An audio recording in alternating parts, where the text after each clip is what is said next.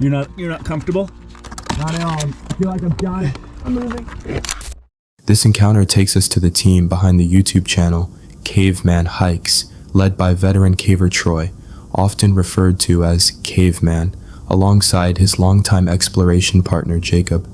Known for documenting raw, physically punishing lava tube expeditions, the channel frequently showcases tight, unforgiving passages where progress is measured in inches and retreat is never guaranteed.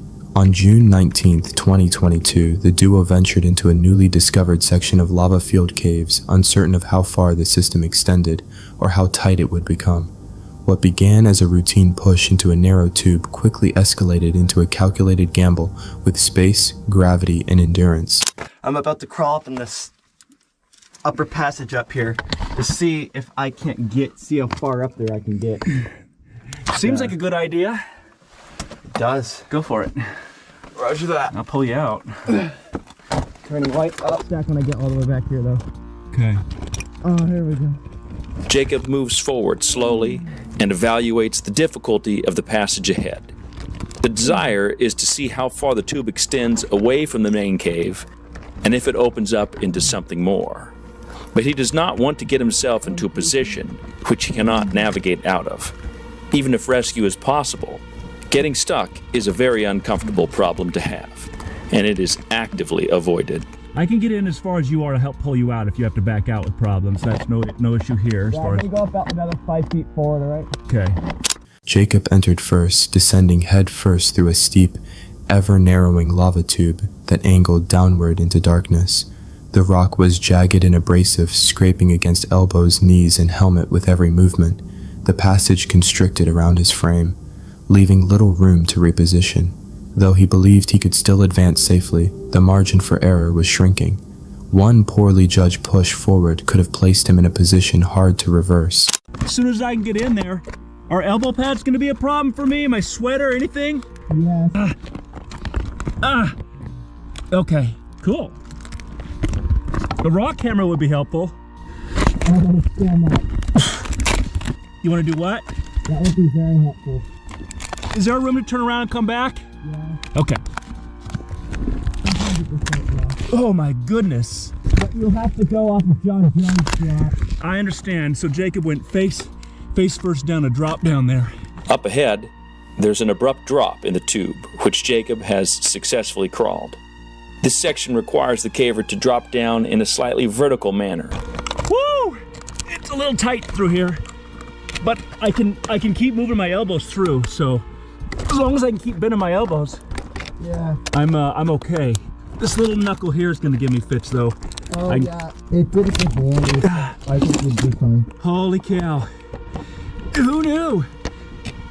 See these rocks here, if I move them out of the way, it'll help me get through. So try to keep them to the side, these little pebbles, because this is about to get low. The tube abruptly dropped into a vertical squeeze, tight, steep, and negotiated head first. This type of descent demands strength, flexibility, and composure. Turning around mid-drop was not an option. Once committed, the only path was forward. Troy followed, soon realizing his bulkier gear prevented him from fitting through. Elbow pads, sweater, and protective layers had to be stripped away. With bare head exposed to razor-sharp lava rock, the environment shifted from uncomfortable to punishing. My helmet's got to come off. Yeah, okay. I'm gonna move to a comfortable spot. You're not comfortable? Not at all. I feel like I'm dying. I'm moving. Okay. I mean, up here was like smooth. Okay. It turns to smooth lava. Okay. That's a good thing, right? Well, it's interesting. You know, I didn't bring a rock camera today because I thought, no way it's going to be necessary. I'm just trying to bang a few little knuckles off here so I can squeeze my body through. They do come off eventually. Okay, I might make it, Jacob. Progress slowed to a near standstill. Lava protrusions, small but strategically placed, blocked forward motion. Troy began chipping away at the rock by hand, widening the passage inch by inch. Wedged tightly, unable to lift his head fully, the sensation was suffocating. In spaces this confined, panic becomes the true adversary.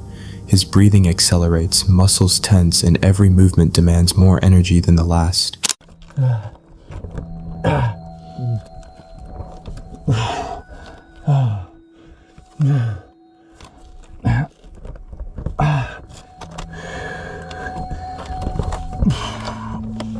Yeah, no, easier this time, I believe. I think I'm already through. Yep, made it. No sweater, no elbow pads. I'm through. Oh, good Lord, that's another low spot there, dude. At least I could turn around though. Can you, no you can't. Okay, so Jacob's using the free gear we got from Phoenix, I don't know. Amazing. So now I don't have elbow pads or anything, and I don't have gloves, and so I'm getting cut up already pretty badly. After several attempts, Troy forced himself through the restriction. Below, another drop awaited, this time negotiated without gloves or pads. The descent scraped skin and bruised joints. The floor below was no relief. The lava remained serrated, shredding palms and stomach as they crawled forward. Bloodied knuckles and torn fabric became the cost of forward progress. As Jacob can tell you, we are with certainty, with absolute certainty, the first people that have ever been in here. Agreed. Is it cool? I don't know, but we're first. Right. Absolutely agreed. And Jacob was brave today. He decided to do this on his own. And it turns out I can make it too. And that's what's cool about Jacob being closer to my size. If he makes it through something, there is some likelihood that I can also make it. Oh, thank goodness the lava smooths out. Oh, it's so nice. This lava is so jagged here. It's just killing me. The rocks are razor sharp, Yes. so you have to put your hands flat and just take the rain. I'm gonna turn my headlamp back on. Okay. Oh, my belly's already all cut up. Ow. Oh, this is so nice.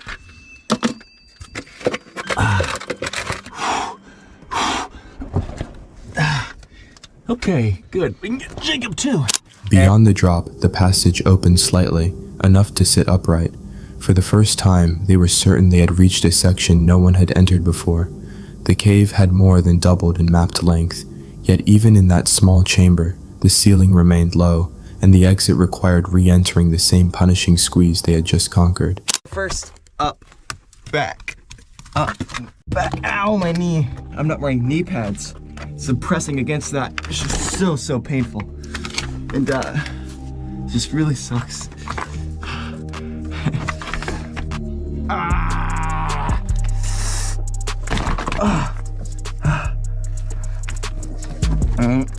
And now I have nothing to push my feet off of. Hold up. Ow! I hit my knee again. Whew, that was very painful. Now I'm gonna. Yeah, I'm in the tunnel. I'm about at the drop. Oh, this sucks.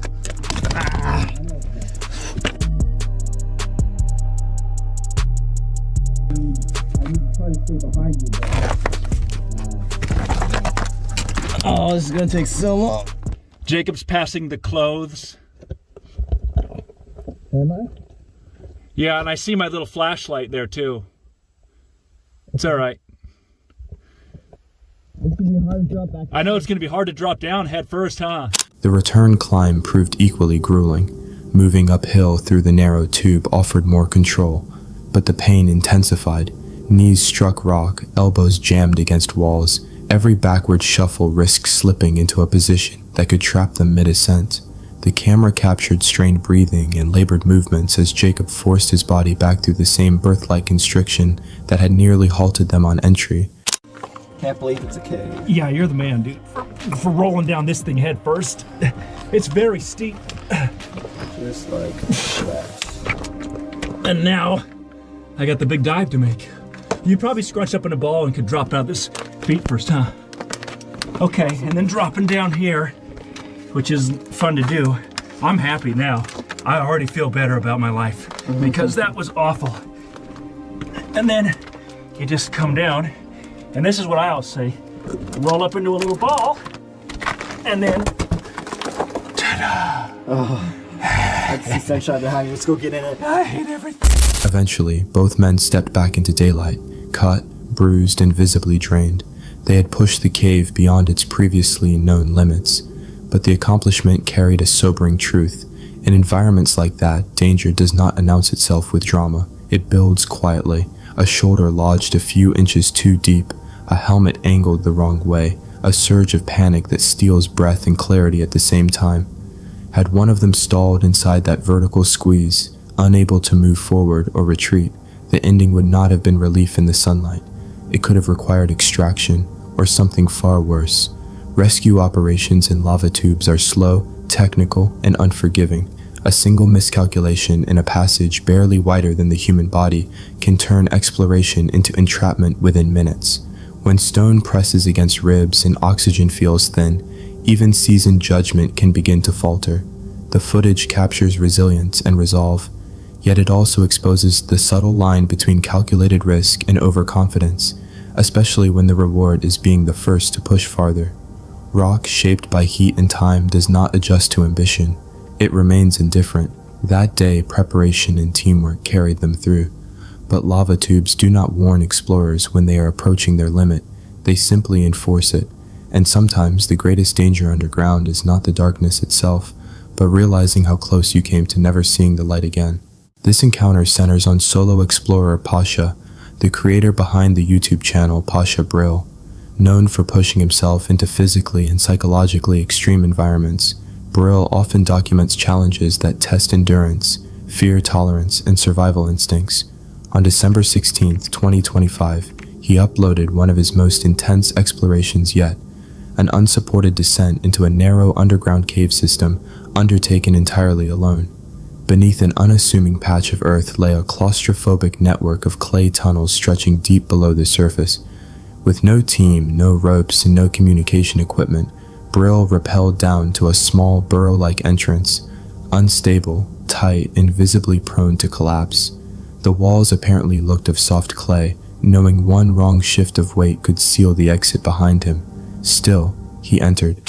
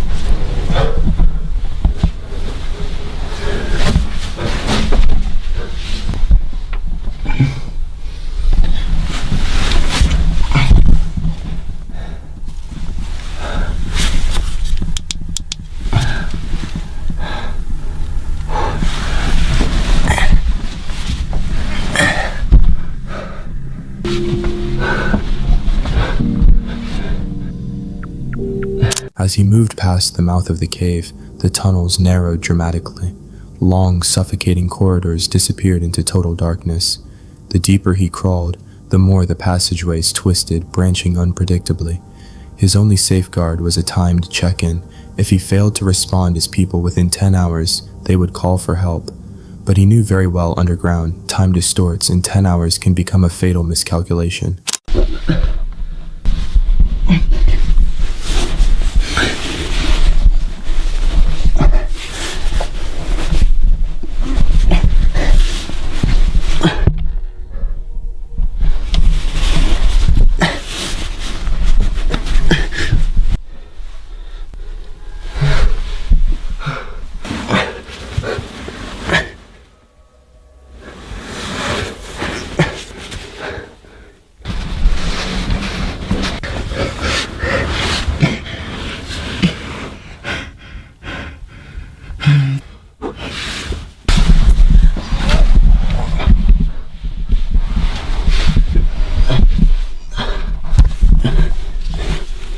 More than 150 feet in, the clay began soaking through his clothes, turning the ground slick and unstable.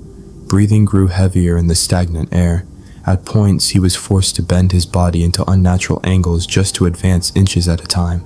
The deeper he crawled into the suffocating walls of clay, the more distorted reality became, and just when he thought he had mastered the claustrophobia and had won the race against time, the cave turned against him.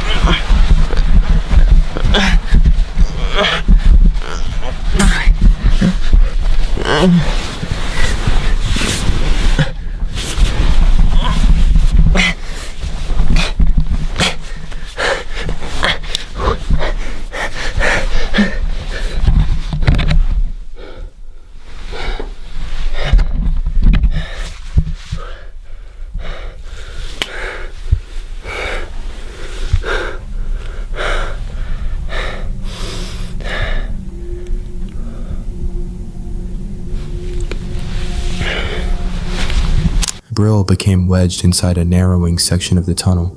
His movement became restricted, and most disturbing of all, turning around was no longer possible. Panic surged as his chest tightened with each breath feeling thinner, more shallow as the clay walls pressed hard against his body. The footage captured his labored breathing and the visible strain. The only option left was to remain calm and push forward, but in a space that unforgiving. The question wasn't what he should do, it was how long he could keep control.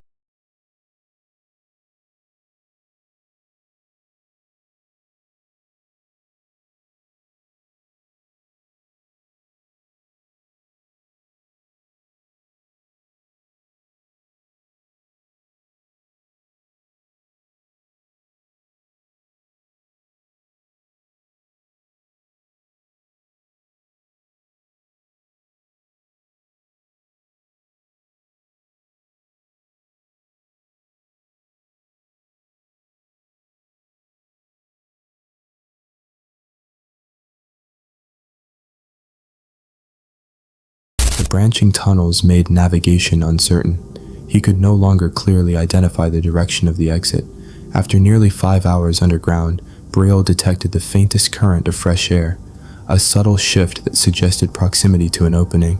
Following that airflow, he managed to retrace his route and emerge back to the surface. What drives someone to enter an unstable underground cave alone, without safety support? How close was he to a collapse, or to being trapped for good?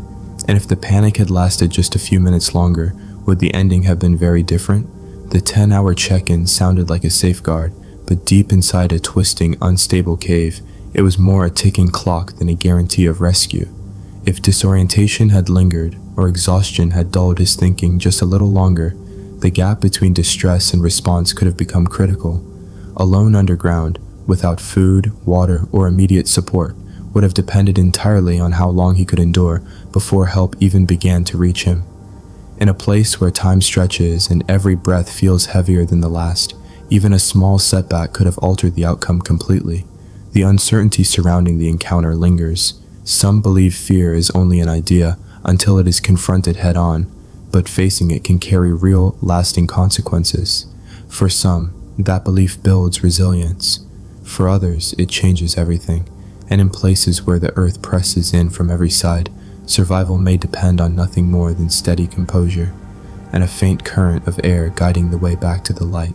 Meet the creators behind the YouTube channel Action Adventure Twins, a team known for pushing into unstable cave systems where curiosity often outruns caution.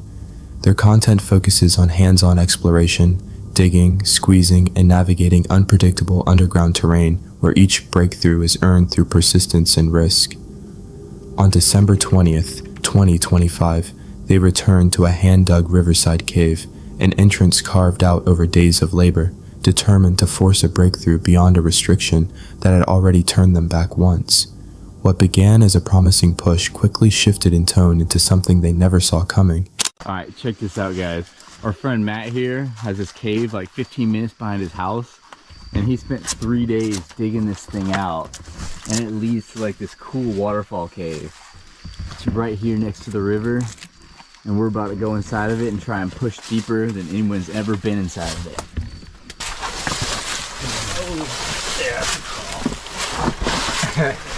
Oh yeah. You got it. I was skinnier then. I was so skinny. It's so good.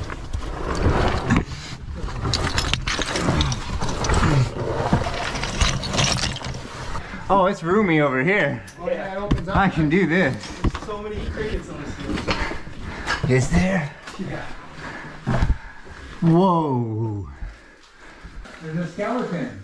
Oh, that's probably not a good way to go then. Human? Dude, look at the big, it's a bacon room, dude.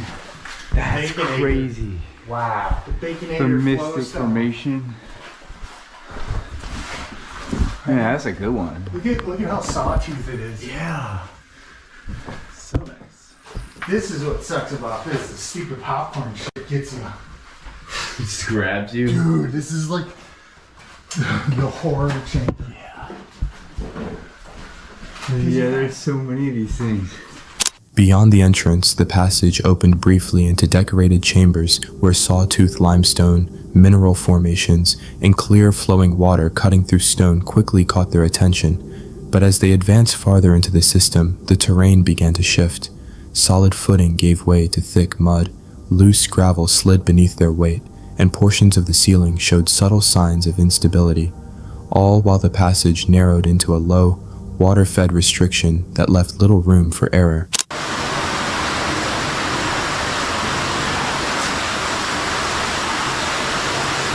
Whoa! That's fresh.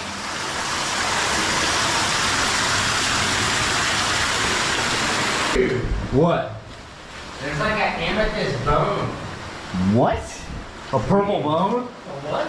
A bone. Look at it. Whoa! What? It's like a purple amethyst bone. No way. Dude. No, what is that? Alright, check this out, guys. I found this bone, and for some reason it's got purple crystals growing all over it. It's like a fossil bone. It's been in here. Yeah, a backbone of something. But it grew amethyst crystals. As they moved deeper into the cave, the environment began to reveal its age and instability. Crystal clear water carved through the rock below them, flowing steadily beneath ledges that were far less secure than they appeared.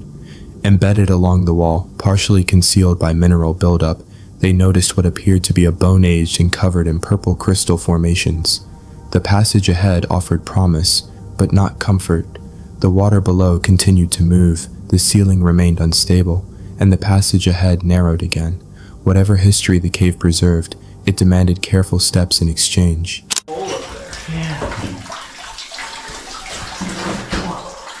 That's awesome. What's up there? I didn't check. You didn't check? No. Oh!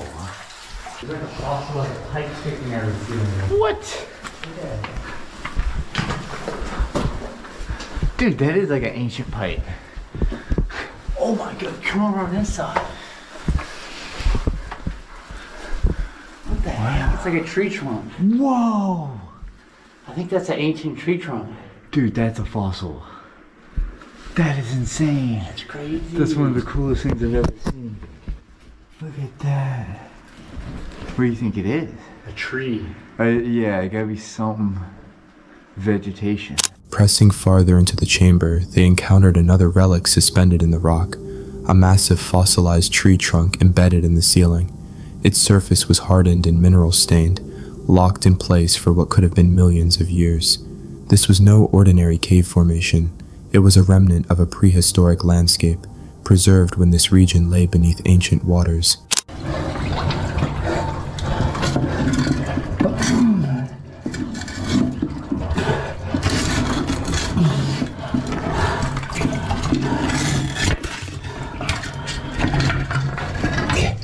Okay, I couldn't breathe.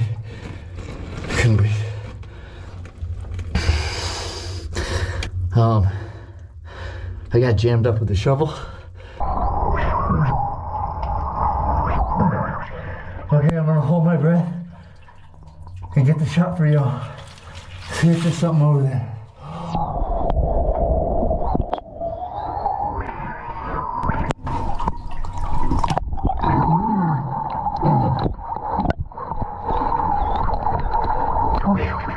That's all I can do. As they removed a rock shelf blocking the way one explorer pushed forward, the passage began sealing itself behind him. Inside the constriction, space compressed around his chest and shoulders. His breathing shortened and water surged lightly through the gravel bed, threatening to turn the crawl space into a choke point. After forcing through one restriction, he entered another low air pocket while a makeshift dam upstream strained under rising water pressure. One more shot.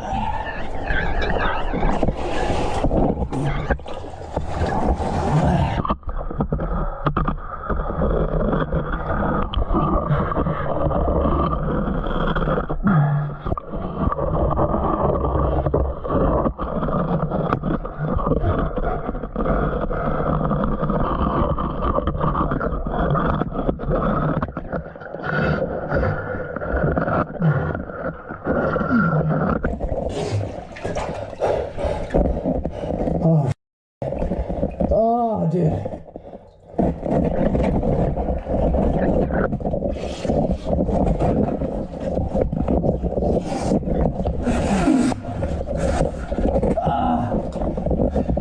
It's too tight, man. Oh, I'm on the other side of the restriction, but I'm stuck. We have to dig out these rocks.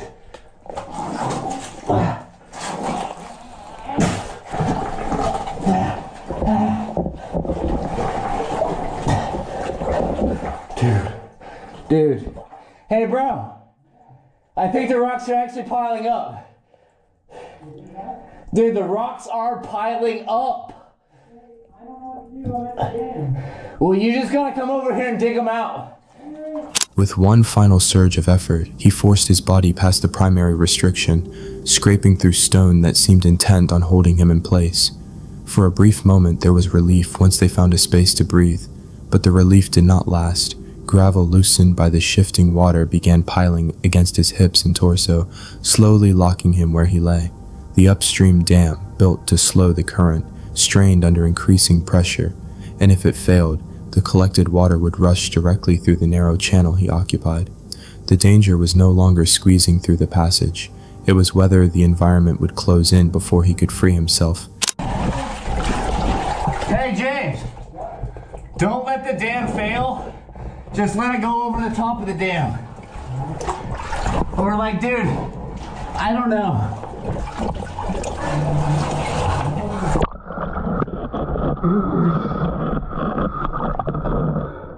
Hey, James, I need a hammer and a chisel. I'm stuck back here, dude.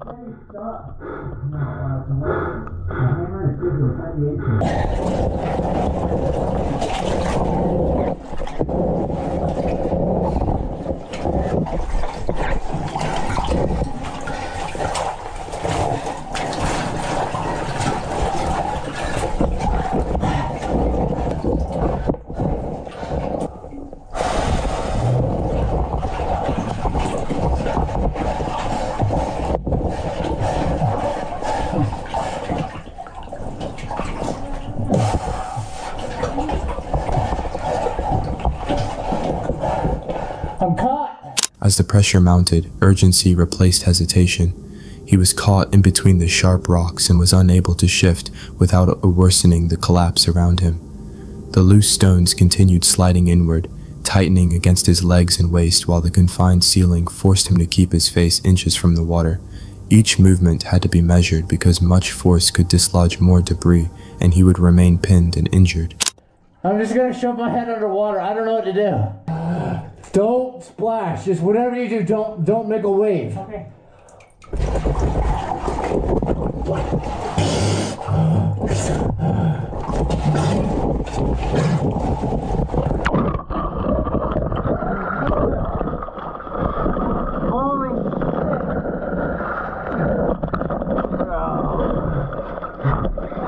It's not good, dude. That was insane. That was dumb. Dude. We gotta get out of here. It got serious back there, dude. Dang. Whoa, the dam failed? Gasping for air, he forced his body against the constricting walls, twisting his shoulders and compressing his chest to gain inches at a time. The narrow channel gripped him tightly, resisting every movement as gravel shifted beneath him. With one final surge of effort, he slid past the restriction and broke free of the squeeze, pulling himself into a space just wide enough to breathe fully again. By the time they emerged from the cave, the team was shaken, exhausted, and covered in mud. The footage captures a complex interplay between human determination and the cave's indifferent power. Every inch they advanced carried latent danger, and every movement was a negotiation with forces that did not compromise. The narrow gravel bed beneath their hands and knees could have shifted differently, burying a limb or pinning a body entirely. The water flowing through the passage, seemingly shallow and slow, held the potential to transform into a deadly torrent if the upstream dam failed. In caves like this, survival does not come from boldness alone. It depends on careful observation, measured action, and brave composure. The margin between breakthrough and disaster is imperceptibly thin. A few inches in the wrong direction, a delay of seconds, or a misapplied force could have resulted in immobilization, injury, or drowning. The explorers' meticulous teamwork, constant communication, and improvisational problem-solving allowed them to navigate each hazard inch by inch. Where others might have retreated in fear, they assessed risk in real time, adapted to shifting conditions, and maintained control under extraordinary pressure. The encounter leaves a lingering truth. In unstable, unpredictable environments, the difference between catastrophe and success is almost invisible. The challenge lies not only in physical endurance, but in the ability to remain composed when every element conspires against you, when every step carries the weight of possibility. It is a reminder that in caves shaped by water, time, and pressure, the unseen dangers are often the most consequential, and the most valuable victories are not the ones captured on camera, but the ones that hinge on survival itself.